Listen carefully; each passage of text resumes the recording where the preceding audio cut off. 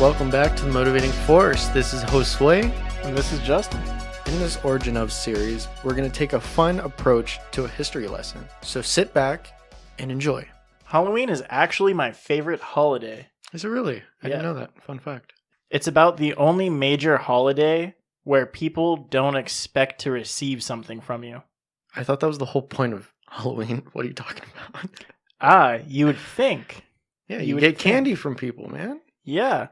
But your presence in Halloween as an adult, which is why I enjoy the holiday, is to go out, have a good time with your friends, be somebody different, be something wacky, be something crazy, whatever you want. And you just get to enjoy your time being with the people you care about. Oh, that's a good point. You're not expecting them to give you the candy as an adult.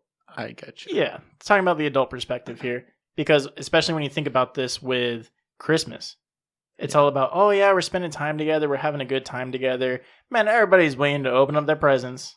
You're waiting to get your socks from grandma and go home. Yeah.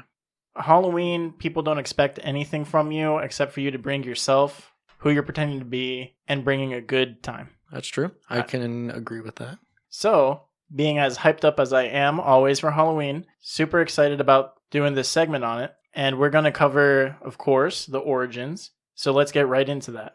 Halloween derives from Samhain, which is spelled exactly how it is definitely not pronounced. Not at all. No. It's the way you would read it as Samhain, Samhain, but this is a Celtic or Gaelic word. That spelling actually pronounced to Samhain. It was originally a holiday for what is our modern day Halloween. Samhain is about as old as Jesus. Yes, sir. Right? We're talking 0 AD was when this was all coming around. And this is a holiday whose roots come from Britain and Ireland by, of course, as I mentioned, the Celts. Celts. And the Celts were around about 2,000 years ago. Its idea was to celebrate the ending of harvest season and enter into the winter solstice, which has, of course, a lot of activities that happened as they were making this transition and preparing for winter that we now obviously don't do. I actually got some notes on here that the Celts, they would view October 31st as the new year because they viewed everything as like a life and death cycle. So the end of the harvest, which would usually be October 31st, is the end of that year, and that the veil between worlds would be the thinnest, and they feared that that's when ghosts of people that have died would be able to come and walk the earth. And a lot of that, too, when we talk about them walking the earth, it was believed that this is when all the spirits would pass on to the other world. So with that, and you have your dead relatives and stuff who are making this transition during this time, and you have the, other dead who are about walking around aimlessly. This is why masks became popular. They did wear masks during Samhain. You did not want your relatives to recognize you. You didn't want the other spirits to recognize you because you wanted them to be able to complete their journey to the other world. You did not want them to stop and get attached to anything. Yeah, because then if they did recognize you, they would want to stay. That makes a lot of sense. I also know that they did certain rituals like light giant fires, or what we would call bonfires, right? Do you know why they did that? Well, they would actually call them fire festivals. Yeah. But the reasoning behind that is that they would cause these giant fires to kind of draw the lost souls or these ghosts away from the living, so they wouldn't be attracted to the living for that same reason. Yeah. And on the physical side of that, they would use this main bonfire in the middle of the town, as you would call it, right? They would use this fire to burn off anything excessive that they didn't want to take with them for the wintertime, right? Or have stored for the winter. So this is where, say, all the byproducts of the crops and things were burned. So not only did you have the spiritual element to this, but you also had this very practical, realistic side of it. The physical, like all the waste that they would have had. Yeah. And you also got to remember, too, they went all season without getting the hearths, right? Or the fireplaces inside the homes lit. Yeah. So typically they would light the hearth and then they would go out to the town, celebrate with a big bonfire. And what they would do is they would go around, and whenever the hearths would burn out, because of all the dust and everything that just got collected over the course of summer. When it burned down, they would, at the end of the night, they would take from that bonfire and they would go back into their homes and relight the hearths as part of the celebration. So it was really, in the physical aspect of it, a way to get 100% prepared for wintertime. It was taking what you could take, getting ready, getting everything set up, getting ready for that brutal winter. Yeah, and what we have here on our notes, it shows that even the priests, the druid priests, would join the community to light that fire. Was this using a wheel that could spark the friction? So this is, like you said, 2,000 years ago, but they had that early onset knowledge of technology in sparking such a great flame. Most of the things that were there, I mean, it's not like today. A lot of that stuff wasn't flammable, you know. They did do their sacrifices with that bonfire as well. Yeah. So not only did you have the people who were there to celebrate it for that physical aspect, but on the spiritual side, you had people sacrificing the animals and whatnot, either for the loved ones or for themselves. Like their cattle and stuff? Yeah. Oh, that's crazy. Livestock. And from what I could tell, they would do it with the sickly animals that they knew wouldn't make it through the winter. Yeah, and that's hard to get them to light on fire because they didn't have their lighter fluid handy that we would just go outside and spark up a barbecue with. Yeah, definitely no barbecuing there. So what's great with what people can see right now when we talk about the physical aspect of Samhain and the spiritual aspect of it, this kind of helps reinforce in my mind why this is closer towards my favorite holiday, because everybody could get involved. Nobody's feelings got hurt. This wasn't some satanic ritual. This wasn't some Catholic propaganda. Yeah, it wasn't a religious event. It was just normal. Yeah. Well, you did have the spiritual side, and it was great because people could enjoy it for that. And then the people who were there to celebrate it and didn't have that aspect of themselves, didn't have that spiritual side, they still got to enjoy it because it was also part of cleaning up for the year. So you still had everybody involved, no matter what their opinions or beliefs were. It was a great way to tie people together. And then now we start getting into, I can't say modern times, but let's jump forward a couple 100 years here and see where we start to get off of this path and turn Samhain into something that it really wasn't intended for. Yeah, when I was doing some research, I saw that the Catholic Church over the years, they introduced this thing on November 1st instead of October 31st, that they branded this holiday as All Saints' Day. But it was their intent to change that holiday from being this perceived pagan holiday to bring more people into the church, that they would have this All Saints' Day, and October 31st, they would change it to All Hallows' Eve, which hallow means holy. But over the years, All Hallows' Eve translated and evolved into the Halloween that we know of today. Yeah, it's great to see, and in a way, which we'll get to here without getting into any spoilers, I'm so glad that we misconstrued this holiday so much from what it was originally, because the true practitioners of Samhain today still get to do that in peace because we're so far away from what it was originally intended to be. Yeah, but that's like with every holiday, don't you think? You've misconstrued and twisted around the meanings of all the holidays we have. Yeah, we'll be more than happy to get into those as those holidays approach. Just real quick, though, to take a step back, right? We're talking 7th century right now when we talk about All Saints' Day. But when we go back just a few more years before that, a couple 100 years before that, it's great to note that when the Roman Empire took over, they took Samhain and mixed it with the festivals that they had to show the differences between, of course, the summer solstice getting into the winter solstice. And they had two holidays. They had Feralia and Pomona, which they then combined with Samhain. And it really started to misconstrue the Samhain holiday because obviously the Roman Empire was very polytheistic. Yeah. And this is when, by the time the Catholic Church came around and took everything over, they were like, no, we're going to fix that.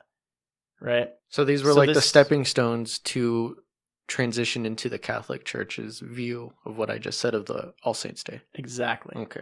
Exactly. The Feralia and Pomona did have a very little impact as far as the actual celebrations that happened, because as we know, the Roman Empire, whenever they took over things, they really allowed the people to continue to govern themselves. Yeah.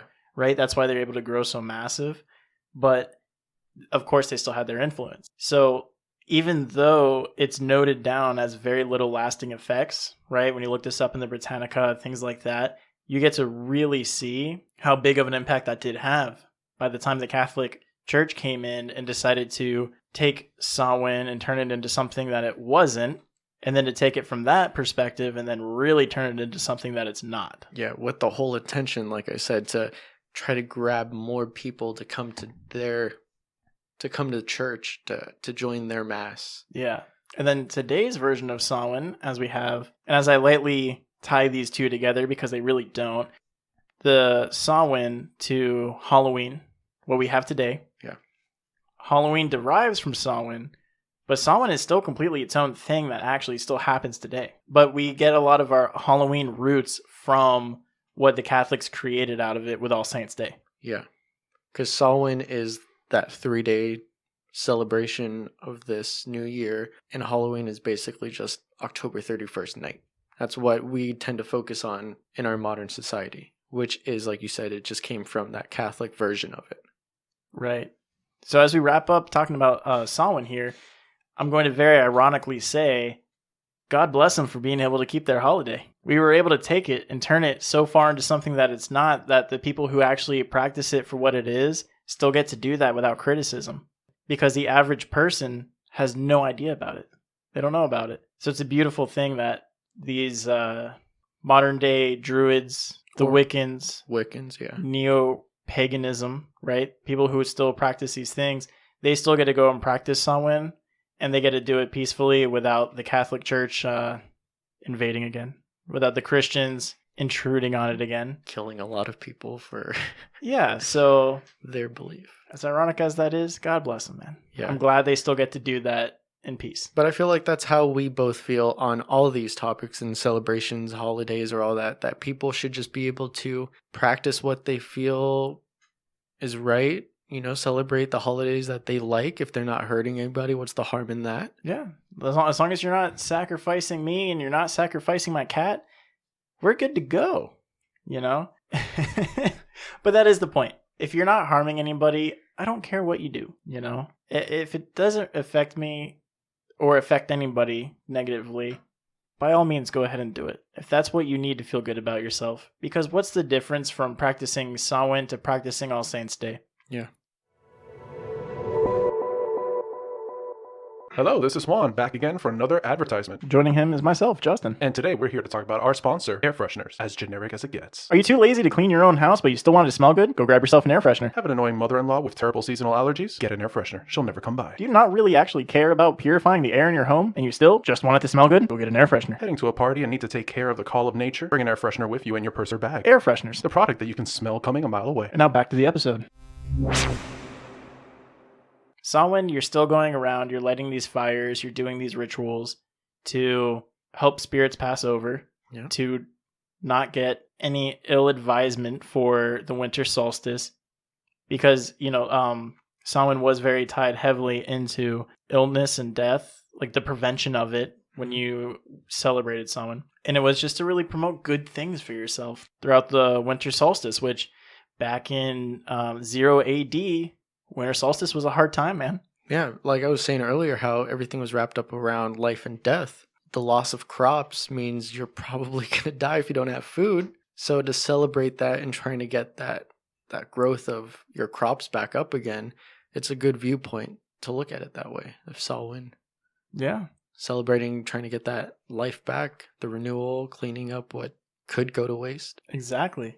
So moving forward off of that, getting past All Saints' Day, we're going to move into that American Halloween traditions we have today, which all mostly derive from All Saints' Day or All Hallows' Eve. The first thing, the very easy one that most people know, or at least that's my perception of it, is with trick-or-treating. The whole origins of that, which did change, but to chronologically start here, was with All Hallows' Eve, where you would go door to door and people would give you soul cakes. Yes. Which was not candy. Soul cakes were actually like baked goods. It was like manna. Manna? It's like manna. Isn't manna like the food from the gods? Isn't that like... So it was designed to be like how bread was from the Old Testament. So you'd go around and you'd collect pretty much bread. And what's great about that, we can see those ties again, where you go around, you support other people, you help them out, you help them get prepared for the winter solstice, right? So these were poor people, these were hungry people. They'd come to door to door, they would get soul cakes from you, and they would pray for your relatives. Because at the time, the Catholic Church, so many people had to pray for the dead, for that person to go from purgatory to heaven. Right. If you didn't, buy the premium pass from the local priest that allowed you or your relative to go from earth straight to heaven. Skip over purgatory. I like that premium pass. Yeah. So being middle class or lower class, you just had to rely on so many people praying for it. So it really brought the community together and praying for all the deceased and helping them make their journey across. And that was still based in Europe, correct? Because 100%. When they started immigrating over to America in the Great Potato Famine, we would have a lot of Irish that had those traditions that they would kind of bring over to the Americas, to the colonies. But I'm under the impression that the original 13 colonies really didn't like that idea of bringing those traditions. Oh, no. Halloween did originally come over to the States, of course, with all the immigrants and stuff from Europe, and it did come over as All Saints Day. And we did have a minuscule celebration with that, because as we know, the majority of immigrants that came over originally were Protestant. Yeah. Protestants were super against All Saints Day. Obviously, Protestants were the big middle finger to the Catholic Church and got as far away from them as they could, all the way over here to the Western Hemisphere. So because of that, Halloween or All Saints Day or All Hallows Eve was largely forbidden among the early American colonists. And this was mostly through the 1800s. And ironically enough, the Protestants did have their own festivals that weren't really popular enough to even have their own names, but they still had their festivals to celebrate the end of the harvest season. Yeah. When we really start seeing the hype and the Halloween impact over here in the States, didn't start until the late 19th century. So this is ending the 1800s, just starting like 1910, 1920. Yes, sir. Talk about the Great Potato Famine. This is when we had a lot of Irish people immigrate over here. And where do we talk about the origins of Samhain? It's all Irish. Yep, Celtics. Yeah. And so they get to bring over those traditions with them. And due to the Great Potato Famine, the Irish took over, like a third of the colony's population? Yeah, there was an estimated 4.5 million Irish immigrants that came to America between 1820 and 1930. And of course, we saw those numbers start to balloon around the 1890s to 1930 is when the majority of those immigrants came over. Yeah, so with such a great population coming over, you can see how their influence would drastically affect history in the holidays that we celebrate now. So our modern day Halloween actually was not established until 1890, because this is when we had enough people who had their own original traditions that were based around the ending of the harvest phase, getting into the winter solstice, that the Protestants just kind of got outnumbered. They got outvoted on it. You get enough people going around doing a celebration. I mean, how are you going to stop that, right? Right. And a lot of those immigrants that would come from Europe, they would bring their traditions like we're saying, but they would do things like on Hallows Eve or whatever they would want to call it, Halloween, let's call it. They would do those traditions of pulling tricks on their neighbors, like pulling gates off of their front yards, just running amok in the neighborhood. But then the younger kids would start wearing masks so then they wouldn't be identified by their neighbors. Yeah. And that's where this whole wearing costumes thing started to gain traction. And I viewed it, when I was reading into this, it was basically an extortion deal. Because over a while of doing this vandalism, trick-or-treating was basically, hey, give me some candy or I'm going to vandalize your house. Yeah, and that vandalism didn't start happening until the 1950s, by the way. That's when the first couple reported cases of it started coming about. And what's really funny, if you were following along closely here, you can see that we started doing these things for Halloween that if you wanted to big brain it, right, you could make these false connections to what people did with Samhain. The reason why they wore masks originally. The reasons they went door to door originally, even up to where the Catholics went door to door originally. What we practice today has zero ties to that. Yeah. There's zero inclusion of that tradition. But what draws people to these similarities is that when you have people who are actually practicing their traditions, their holidays, they would do similar things. They would similarly wear the mask, but not for extortion. Yeah.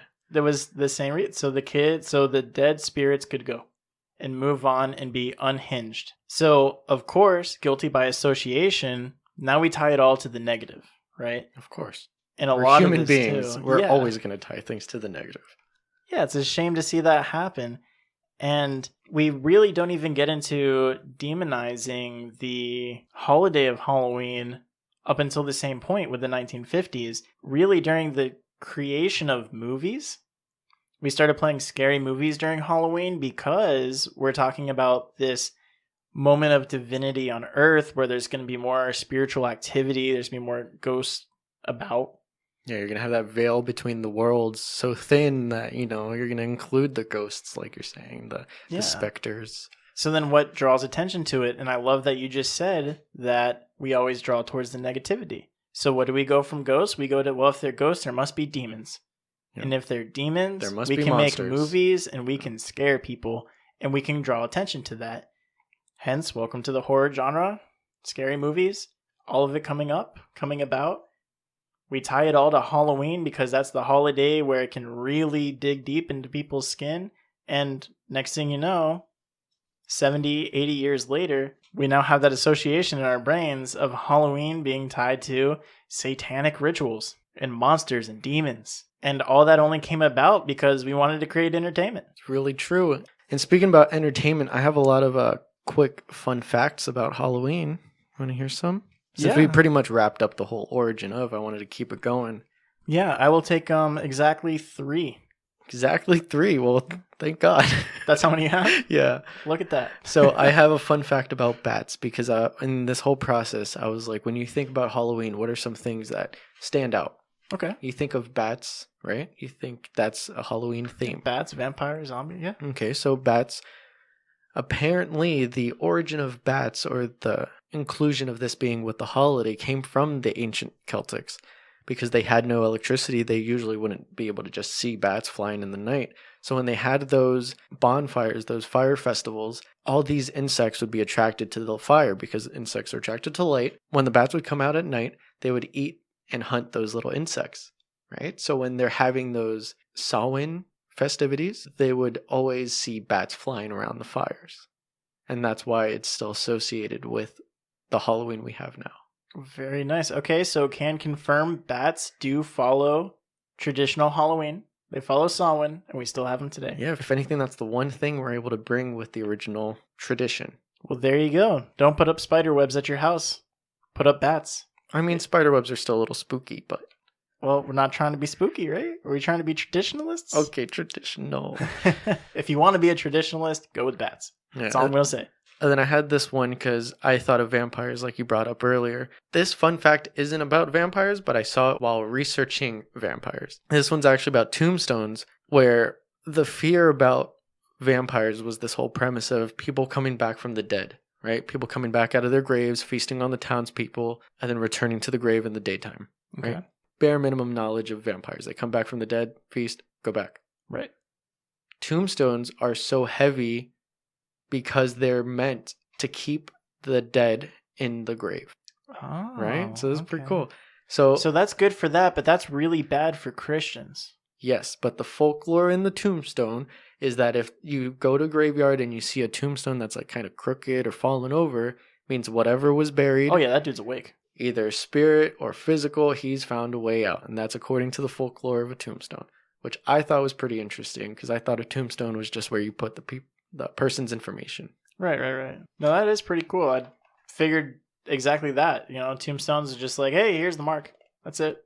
Yeah, it's just like the name tag on a person Okay. working at a store. Yeah. And last but not least, you think Halloween, you think witches, people dressing up as witches, and that goes back to everybody knows of Salem and the Inquisition. So a quick little fun fact about the Inquisition was that it was fueled by the hysteria caused by the Black Plague.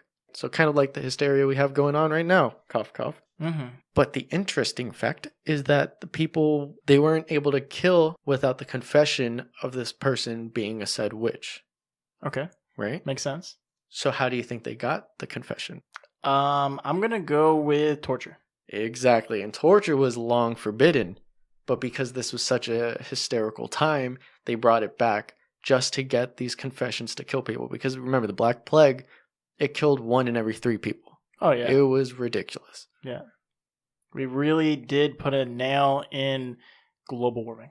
Yep. So with bringing back the torture, they would, like the Iron Maiden, you've seen that? The Yep. chair with spikes in it. They have, like, they would chain people up and just whip them until they either confessed or gave another person's name of, like, if I were to say Irel's a witch, they would probably still kill me, but then also start torturing Irel until she said she was a witch. That's really funny because I listened to... Well, that's not really funny, No, right? it's That's a bad... pretty dark. That's a bad usage of words. But that's... Anyways, okay. Point being, listening to the Jocko podcast, right? He has a segment where they talk about the unraveling. And it's him and another guy talking about Iraq. That is exactly what ISIS did. Any defectors, any people against them, that's what they did. They would literally torture people until they got another name, and then they would kill you, and they'd go torture that guy. Yeah, and you can That see was how the whole problem with ISIS. Yeah, but that you can break a person enough until they give you something that's not true.